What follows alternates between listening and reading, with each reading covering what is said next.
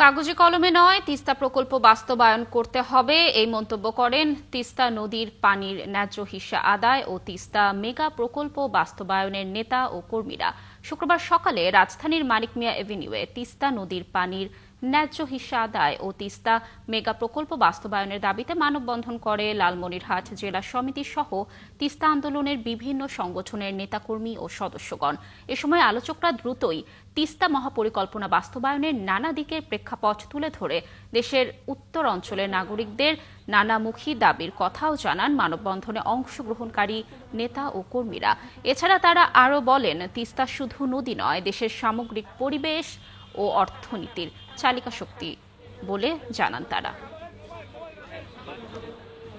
তিস্তা মহাপরিকল্পনা বাস্তবায়নের জন্য যে কম্পোনেন্টগুলো আছে, যে এলিমেন্টগুলো আছে, সেগুলো বাস্তবায়নের দাবিতেই আজকে আসলে জেলা সমিতি, লালমনিরহাট জেলা সমিতির পক্ষ থেকে আজকের এই শান্তিপূর্ণ মানববন্ধনের আয়োজন আমরা করি। আজকে শুধুমাত্র লালমনিরহাটের নয়, শুধু উত্তরবঙ্গের নয়, শুধু বাংলাদেশের নয়, সারা বিশ্বের কাছে আলোচিত একটি পদ হয়েছে আজকে আমাদের এই তিস্তা নদী রক্ষা আন্দোলন।